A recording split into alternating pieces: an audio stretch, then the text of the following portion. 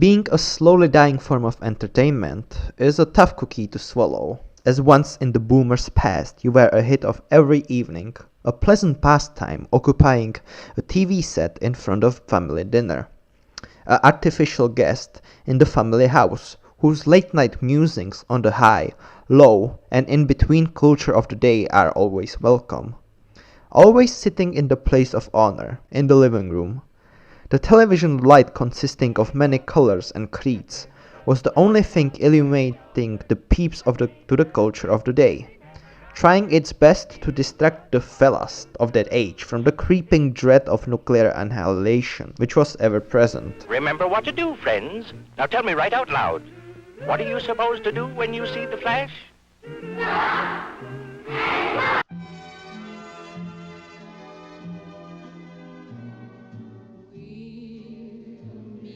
The TV was the only on-screen, highly produced mainstream entertainment, and as that, it stands as a relic of its time, a cultural distribution mechanism of the past.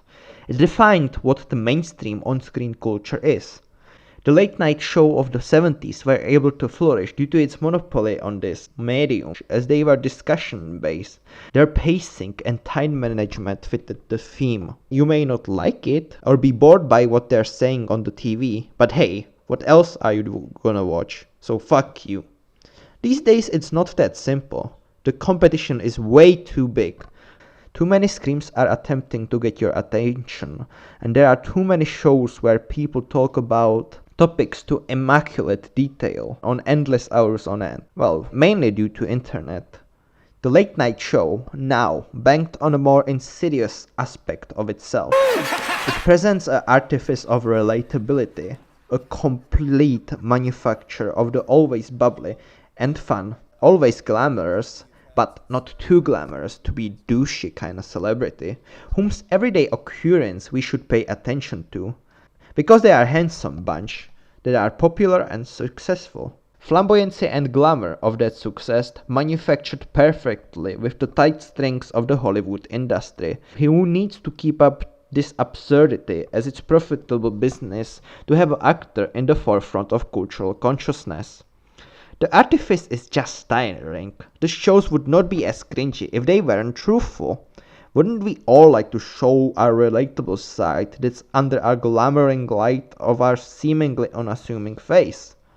Too bad that what's inside of us is a void of anxious shit that sometimes tells you that you're hungry and should eat something. So why be relatable when you can be interesting?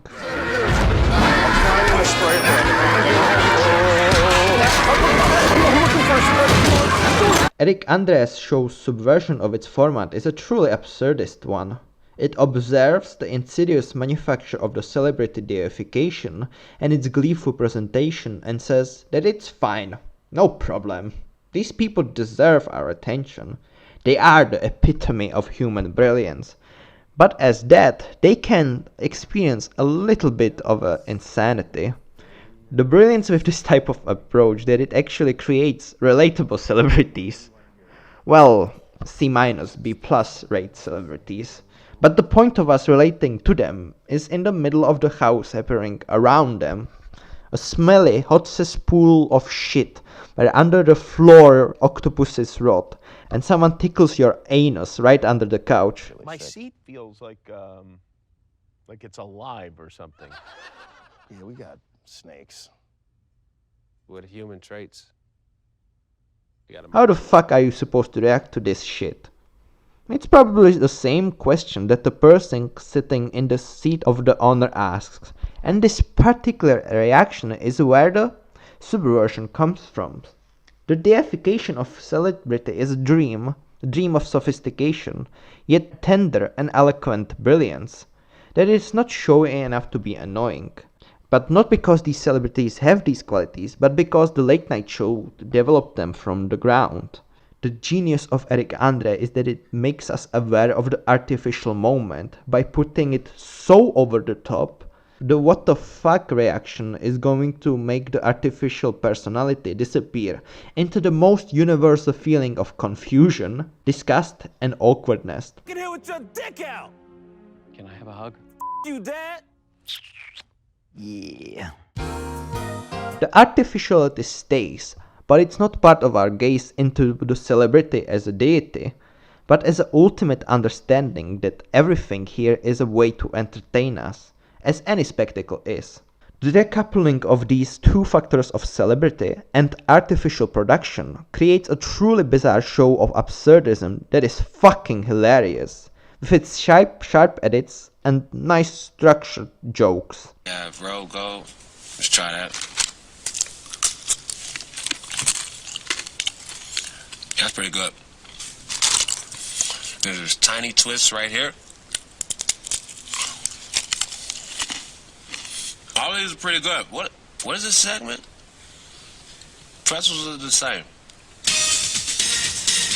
The incorporation of the structure and a tone of meme content helps a lot, but it's not as easy as copying a deep-fried Thanos into the show, as meme content is a cynical, self-referential gasp of our cultural despair that is allowed to grow on the internet, either as a perfect format for its artistry, or, if you are less lenient, allowed to foster like a disease in the warm, slimy, meaty vortex of the internet. To make it function in a serialized format, you would need a similar sort of cynical deconstruction of today's culture. Eric Andre takes that aim and puts it into use very successfully. The aim of deconstruction is the whole modern process of production of stupid entertainment. It has a very similar disdain of its bullshit in nature, fully understanding that the creation of pop culture is only reproduction of purpose. It also laughs at the modern capitalism's obsession with brands and its relatability in a similar way as with celebrity, but in a more direct manner, which basically means a guy in terrible pain selling Sprite, Pepsi or Coke. Doesn't matter, all of them give you cancer. The facade of a cool commodity is a baseless nonsense. Commodities aren't cool, they are a thing to be consumed. Burger King or Burger Kind doesn't cure my depression, nor is there to talk with me while I need a friend. It's there to pretend it and sell me its product. Eric Andre's show is pretty fucking funny. Most of the sketches are fire, and the sketches that aren't funny are short enough to not be distracting. And Eric Andre is fucking great. My laptop, sir! Sir, you're my leader! You're our leader! Roger Ebert once said that no one above 50 has sex in movies. That made me think, how much pussy did Mr. Ebert slay on daily basis? He obviously has a time for sex, as he doesn't play video games, which is the sex of the 21st century. I wonder how many orgasms did Ebert cause with his eloquent tongue, talking about Carol Dreyer movie. I mean, at least to me. Would Ebert eat Siskel's ass? That is the question. But we will never know. Either way, he's right. There was a change in romantic relationships in pop films. They are distinctly scared of being way too honest with sexuality. They don't want to indulge the audience or play on the eroticism of the relationship, yet they want to stay hedonistically always open to a sex scene. In this age, it seems like the horniest relationships seem to be the platonic ones. I think comparable situation is in the late night shows, with all its spectacle without a real point. As with any spectacle, the point of being odd is the primary goal. To achieve that, you need to believe in that spectacle. The problem is that the entertainment industry doesn't believe in it themselves, but wants you to believe in it. That's the weird disconnect of modern late night shows and the place where Craig Ferguson can act his masterful act. Who's under the door? The Late Late Show of Craig Ferguson has the greatest amount of creative energy I've seen. All of it's due to the Craig Ferguson unbelievable prowess as a comedian, where most comedians that turn into late night hosts turn too much into the structure. Craig Ferguson flows freely in the shoes of the host as a complete natural. It's raining raining in California. Now, you probably think, but Craig, I know it's raining in California, but you're indoors. Won't you be safe in your fancy Hollywood studio? You don't know enough about me. Come, look at this. You can't see the lighting rig because it's badly lit, but Craig Ferguson creates a certain layer of humanity with all of artificiality of the usual late night TV. Just look at the same sketch of the two opposing shows. One is James Corden's take on the Monster Mash. Love this surprise. It's so amazing. All right, hit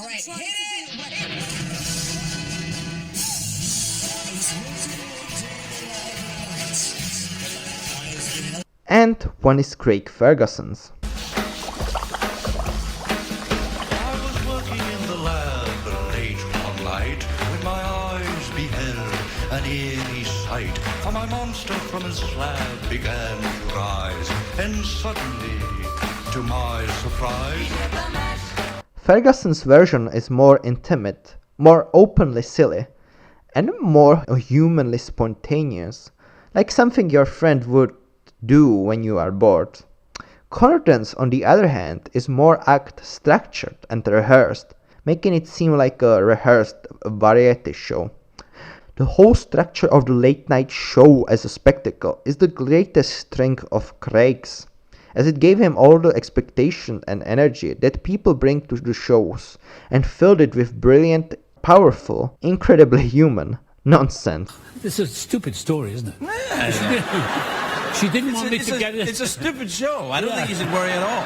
This is the stupidest show I've ever been on. It is the stupidest show on television, I like to think. Can I nod like that? Yeah, you can. Yeah. I could bark like a dog.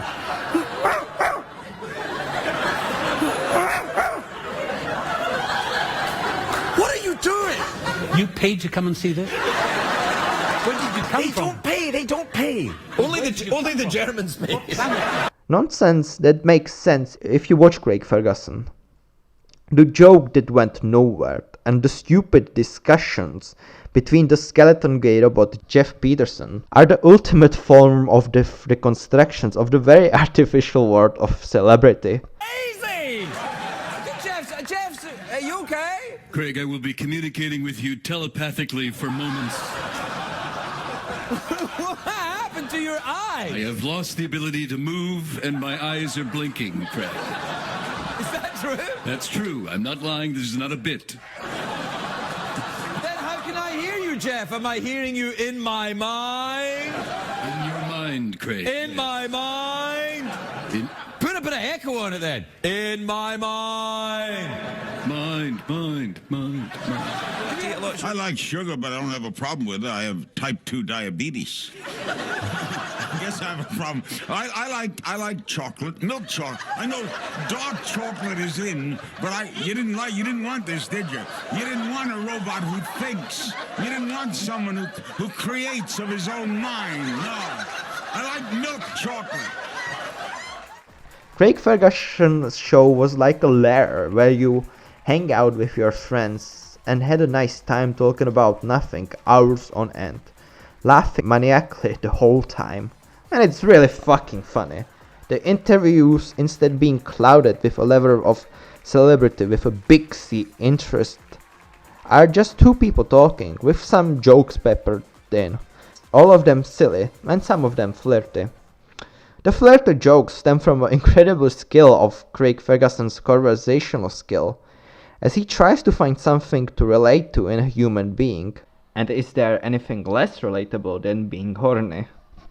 The walls of greatest dehumanization and misjudgments fell down with the horniest of jokes, and a collective laugh. A little 15-footer on the cover? Yeah. Okay. Is that like yours? You very famously have one of those, don't you? I got a 28-footer. I got a, Airstream we're talking? Yeah. Right. I got it. And sex jokes are a perfect way to tear down the routines of the hours on end of publicist training. I actually use shampoo because I suspect there's a team of publicists backstage right now who are very, very upset at what I'm doing. But all of this talk about artificiality is really just bullshit. The reason why I really wanted to make a video about Craig Ferguson is a personal one. Because he kind of taught me how to speak to girls, you know, as a proud incel male. And as a mildly intelligent teenager, I obviously thought I was a genius and started to pretentiously act like one, ironically pretending to be retarded when I was wrong, because I am always right. Not surprisingly, it was really hard to find any girls to talk to me. The reason why I didn't talk to girls or even comprehend girls as, you know, on some level I guess human beings, was my penis. In concept, I knew that females have feelings, anxieties, and consciousness like me. It's just that I didn't relate to them to the same degree that I related to my male friends. And then I realized, as any person, I guess, who is above 18 should, that I'm not the only person in the world. I realized that universally, we are all kind of weird and awkward. And the void that slumbers inside me asking what worth am I, is inside of everyone. It not melted the walls which reflected the shadows of my ordinary days. It melted away my social experience of gender. And I guess letting be a less fascinated human being, I kind of regret being that self-centered. Because I had a lot of female friends that I could have be a real friend with. But, whatever. It's a thing that's in the past. We can only grow, right? I mean, I still don't talk to girls, because I don't have any of them in my social circle. But hey, whatever, I have nothing to say to you. Fuck you. Craig Ferguson is just fucking funny. The end. Thanks for watching.